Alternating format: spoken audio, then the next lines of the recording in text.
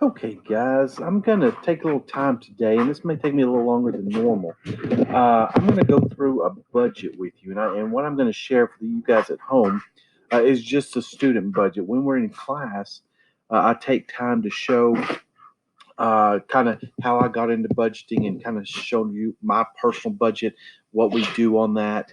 But with you guys at home, I'm just going to kind of again go through the student budget that I'm going to share or that you have access to, guys. Y'all can use this the rest of your life. I don't care. You can take it, leave it, whatever.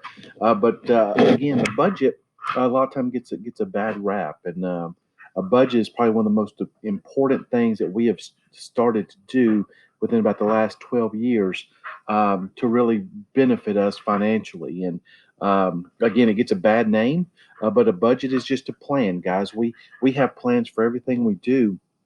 And one thing we never take time to do is have a plan for our money. We get a big paycheck and we have no plan for it, and it'll disappear on you real quickly. So that's all that a budget is. So don't ever think that a budget means you can't spend money. It's not. It's just allocating that your funds, your money, to go to different places. So what you see on the screen there, you see the balance up here at the top, the beginning balance there, guys. That is the money that you make. And we personally get paid once a month. So if you get paid bi-weekly, something different like that, you may want to use percentages here. So a percentage of each paycheck, you get paid in 2 weeks. Well, break that check down into certain percentages of what you may want to go to rent, go to cable internet, entertainment, whatever it may be. So again, we get paid once a month, and that's kind of what we've always done. But your balance there, you'll put the balance, your money, your income, in that top section right here. As you see there, and all the math here is done for you, so you don't have to do anything. As far as calculations, things like that. You see here below money, you see the items here in yellow, amount budgeted, amount spent, remaining in budget, and then where it comes from. Again, below money, guys, is money that you can spend and not have any guilt for.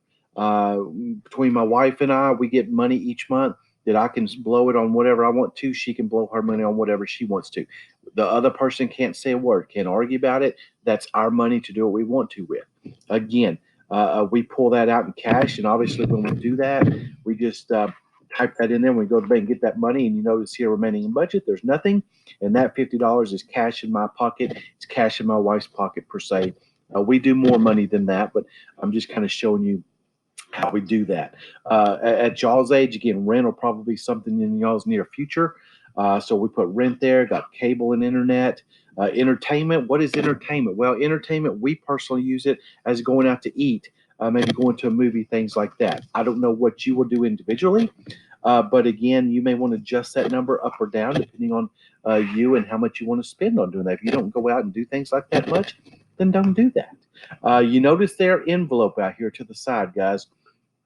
I'll talk about envelopes here in just a little bit, how we do those and what that consists of. But I'll come back to that here in just a little bit. Electric bills. I did put a retirement account there. We're going to talk about investing and importance of investing and starting early. I'll put you a little note out here to start early.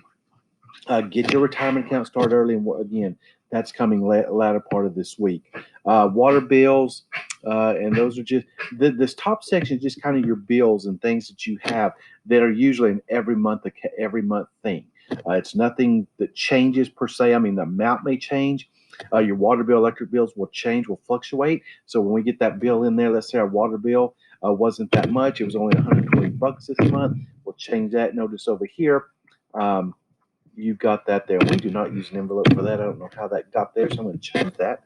Um, anyway, that section is just kind of done again every month, and again, it doesn't change in our budget. That stuff is there. I did put the credit card there. Not that I'm encouraging to get a credit card, but if you do have one, I put a little note out here just so I can tell you pay it in full monthly, or if you get tired of it, cut it up. Get tired of paying the interest on that, pay that sucker up and be done with it. So, anyway, that is kind of the top section that does not change on a month-to-month basis. I'm going to scroll down here. I'm going to go to the gas section. You may budget, depends on how much you drive. I know we actually budget $200 a month on gas. And matter of fact, that doesn't adjust right. It's supposed to. But over here, it keeps up with how much we've got in that budget. So if we go get gas, let's say we go get gas today, and we put $25 of gas in there. Well, that great. That's not working. We'll have to fix that. That should be adjusting to and keeping up with how much you actually. Let's see, that doesn't work either. So we're going to have to fix that slide, that um, thing here, and I'll mess with that whenever I'm done. But anyway, when you get gas, you just put that money here. If you get here, $20 there. It keeps up with how much you spend and how much money right there should be adjusted. I'm going to fix this before I share this with you guys, but that should obviously be going down further and deducting how much gas money you have left. So that's just kind of what that little section there is. Our gas section keeps up with it. And then haircuts, again, I don't know how you do haircuts, guys. We use an envelope for that. And again, I'll talk about envelopes here in just a minute. Medicine, again, you may be off at college. Your parents may pay for this stuff. Again, up to you. You may go to Walmart to get some sinus medicine, things like that, Advil or whatever it may be. And again, you notice here there was $50 here, but we spent 15 of it, so we only have $35 left. Let's say we go get some Advil. Let's say it's $6 there, and you notice that adjusted. That's what the gas budget, gas section is supposed to do too. So I just kind of do that to show you what it's supposed to do there. And again, we will put that in our budget every month because you never know when you're going to get sick. And so you always plan for those things. If you don't use that money, then you can take it out at the end of the month, and it'll coincide with your money you get to put in your savings account, which is obviously, a good thing. So, doctor visit, there we go. Yeah, here it gets down to some of the envelopes. I know I had one or two of them up top, guys. This section's for envelopes. And I'll go ahead and kind of get into envelopes here. And again, we have envelopes. You can have as many or as few as you want. We have a clothing, we have birthday, auto marine, we have Christmas, we have haircuts as an envelope, and I'm trying to think what else. But what we do, guys, is every month we stuff our envelopes. So when we get paid on payday, we will add up the total amount of money that we are going to put in envelopes. You see $100 for clothes, birthdays 20, automotive 50, Christmas is 50, and I don't remember what we had up here at top. We had $75 for entertainment. That will be there. So whatever the total amount of money that is, we will actually go to the bank and we will withdraw that money in cash, and we'll bring it home, and we're going to put $100 in clothes. We're going to put $20 in birthday. We're going to put 50 in automotive, and we're going to put 50 in Christmas. And I put a few notes out to the side here, and we're also going to get 75 for entertainment, pay cash on that, use that cash too up top, which I'm not going to scroll back up to show you, but that money is in these envelopes. So if I need to buy clothes, I need to buy new shoes, what we do is we go, if we need to go buy shoes, we're going to go to that envelope and we're going to pull that money out. This money stays in this envelope. If you don't use it every month, we don't spend $100 on clothes every month. We don't have birthdays every month or automotive every month, but that money is going to accumulate in those envelopes. Okay. Your Christmas, obviously, we don't Christmas shop year round, but in June, July, August, September, October, February, March, April, May, we're putting money back for Christmas in an envelope. And so when November, December, October, November, December gets here, we have a chunk of money in an envelope. And when we want to go Christmas shopping, we don't have to fight about it, argue about it, swipe a credit card. We're going to go that Christmas envelope, and we're going to pull cash out, and we're going to go Christmas shopping and pay cash for those things up front. If you would rather use a debit card, go use a debit card, take your cash out of the envelope and go deposit in the bank to cover the expenditures you spend on Christmas. It works great. The automotive, guys, that money always accumulates. So when an oil change comes up, those tires start to go bad, and you say, "Ooh, I need new tires." Well, guess what? You can go to the automotive envelope, and that money's been accumulating. So it doesn't rock your world in your budget every month whenever, oh my gosh, my battery went out. Well, guess what? Go to your envelope, pull out $150 and go buy you a new battery, put it in your car, and it didn't rock your world. Okay. The envelope system is the most simple, best thing that I could ever tell you to do with your money. Okay. You want to go clothes shopping, you know, all of a sudden it's wintertime, you need new winter clothes per se. Hey, you go that closed envelope. Hey, you've been putting $100 in there every month. You may have $500, $600. Hey, take two, 300 of it. Go buy some new clothes, whatever you want to do. So those envelopes work great. Now, I will tell you on the entertainment envelopes, going out to dinner and movies, things like that. Obviously, we use all that money each month.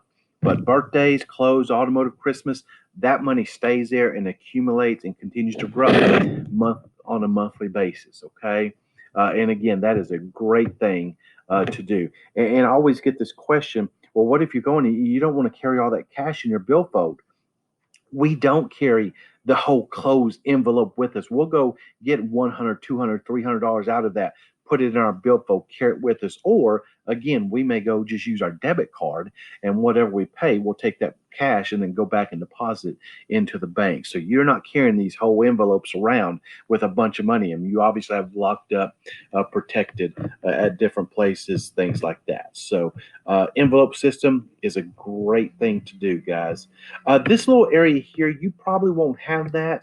Household items is kind of what we do here. Repairs, I usually put $50 a month, and this is just for just odding things. A door hinge may break, or this or that. If I need to go buy something at Lowe's or whatever, hey, we need to buy some paint to touch up whatever. Hey, it was $20. I go spend it there, and great. That cell's not working either, but I will get that fixed. And that is your and again, they'll subtract, and it should obviously show you still with $30 left there. And again, we use our debit card for that. You see, I've got a little note there. We use our debit card for that. And again, that kind of keeps up with the flowers. Springtime, you may want to. We actually personally do a gardening envelope now. We used to not do that, but we do now. And that works out really good because springtime, when we go to buy flowers, we go to the envelope and we have a whole chunk of money to go buy potting mix and fertilizer and whatever it may be for springtime startups. So, but if you it's Valentine's Day or sometime you need to buy something, put it in your budget. Okay, that's okay, and that's why these little places down here are left blank too. It's for adding things from month to month. Sometimes things change. Sometimes we need to add things, and that's what that is there for. Okay, let me see if I add. Let's say I want to spend let's say I want to spend $50 this month on, let's say it's going to be a dog bed. Our dogs need a bed for the winter time. Okay, dog bed. So we should put dog bed in the budget. Hey, let's go buy dog bed. Let's put $50 in the budget to go buy a dog bed. Okay. And again, you see that number went up because again, that's $130.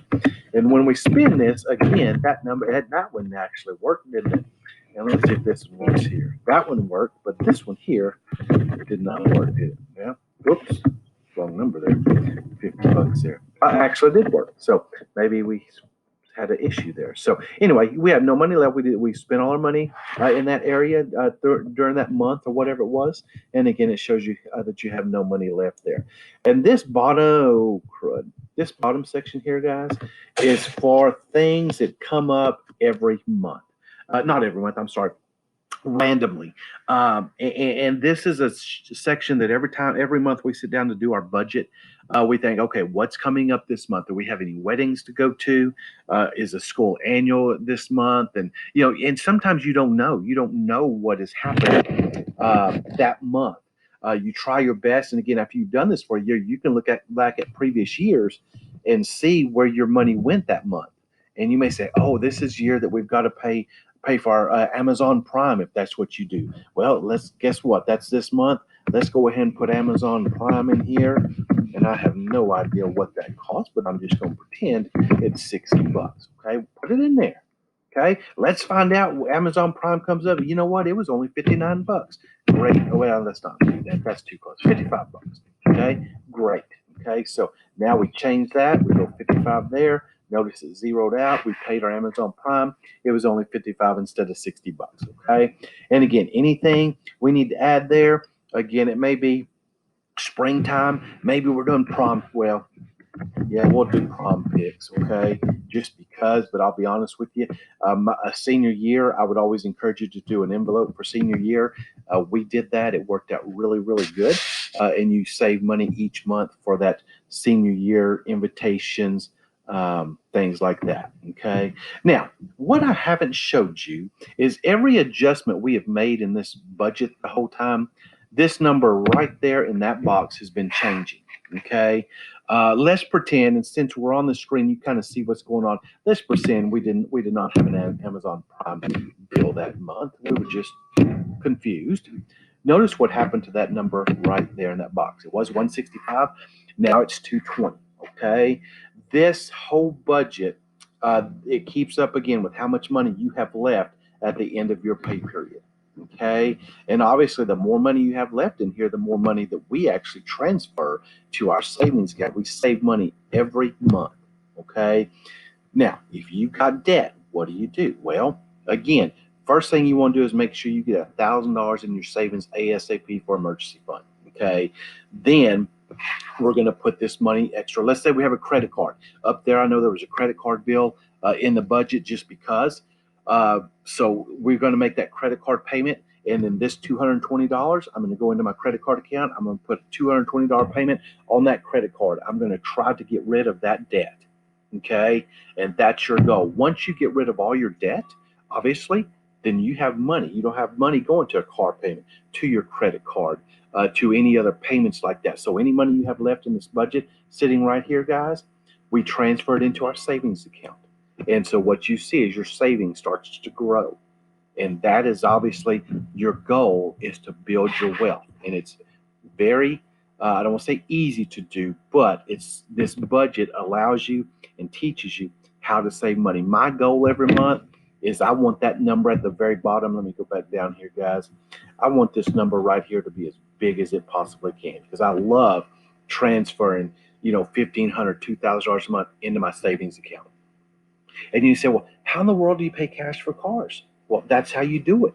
Because if I'm transferring 1,000, 1,500, it may be 1,800 one month. If I'm transferring that money into my savings account every month, guys, I'm prepaying for that car in the future.